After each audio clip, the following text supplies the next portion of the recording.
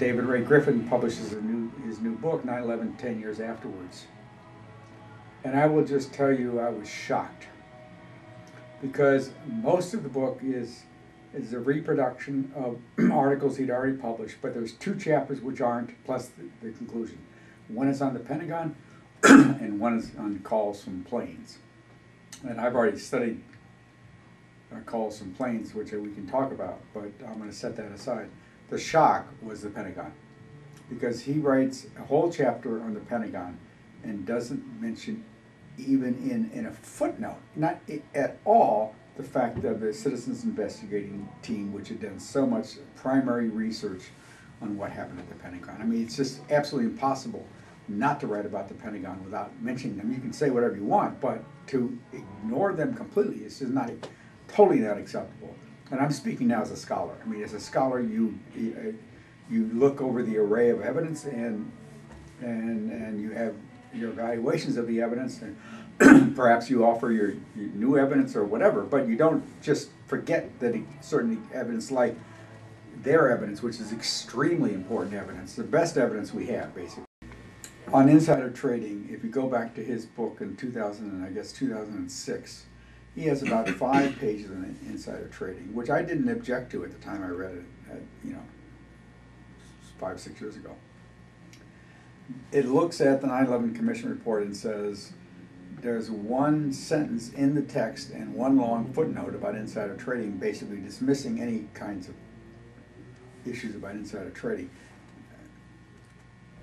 When I did my own work on it, and I didn't object to his work at that time, but I still made a comment on it in the book that I did in 2006.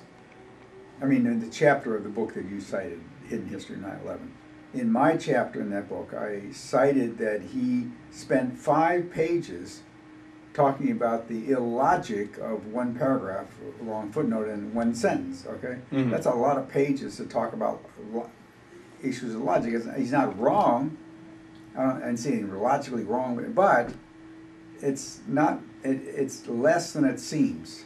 Okay, I even felt that at the time. It's less than it seems. Mm-hmm. It turns out that the government later comes out, releases a report in 2009, which I don't think we need to get into it. Which actually, basically proves the point that there was not likely insider trading on American Airlines. Okay, so in spite of all his logic, okay, he got it wrong. Okay, part of the problem is the government has information we don't have. I mean, so they can always come up with some of that. Another part of the problem is that it actually was kind of naive to think that if you were a perpetrator of 9/11, you would put options on the 2 airlines that everybody's going to see carried out the event. It would be like you were asking for trouble. So you would, if you're going to do it, you'd do it someplace else. You wouldn't do it on American Airlines, okay? Right. But he didn't. He didn't. Wasn't in a position to catch himself with that sort of perspective, okay? So anyway, so that's one comment I would make. The other comment is on phone calls from planes, which I've also, I did work with him, I mean not with him, sorry, I did work on that also in the book.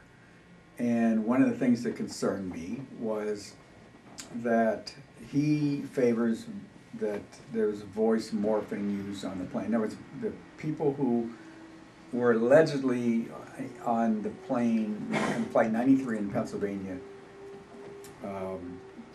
were not really there. Their voices were tricked through what a process they called voice morphing. Okay, voice morphing, what you have to do is you have to take, you interview me now. You can take now my voice and have me say whatever you want me to say anytime in the future. That's voice morphing. Okay. But you have to first have my voice for 10 minutes in order to see how the inflections, the words I use, and whatever, okay? If you want to do voice morphing for somebody on the plane, but you need to know more than just the voice. You need to know the family names. You need to know the concerns that they may have. You have to know something about their personal life. So if you're gonna fake a phone call to somebody's wife who's on the plane, that has to be legitimate, not just from the point of view of the voice, but also the contents of the words that are being spoken and so forth. Okay, so it turns out that a whole bunch of the people whose voices were heard supposedly on the tapes for that Flight 93 were late arrivals on the plane. If they're late arrivals on the plane, then where did you get the taped voice? Just a second. Where did you get the taped voices from? Okay. Now he knew that I asked that question before. He knew that I pointed to the late arrival problem in connection with voice morphing. Okay. He never addressed it with me, and we even had some email correspondence. He just kind of passed over it. So finally, I published an article last October in which I pointed out the issue, and he really came back hard against me. But his answer was an act of desperation. His answer was, "Oh, that's easy to solve. The government could have taped all passengers. I mean, all potential passengers out of Dulles Airport over years and use that." I mean, in other words, he didn't confront what I was saying. He just simply gave a way out, which is a preposterous way out. That the government has been for 3-4 years and taping. You might go out of Dulles Airport, or I'm going to tape you. You know, and it's not only taping your voice. You have to know something about your personal. And then when 9/11 itself occurs, you have to push the button of the family, including the family information that you needed to know to make it realistic to the person who's receiving the call. I mean, it's. I'm not saying what actually happened to Flight 90, United Airlines 93, which blew up or whatever it did in Pennsylvania.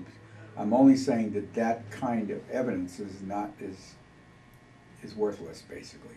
I mean, the voice morphing not because voice morphing doesn't exist. It exists, but the implementation of it in this particular circumstance, where many people are late passengers, or stewardesses, or stewards, or whatever, in that kind of context, it's worthless unless you really have a way to address that objection. And he was quite incapable of it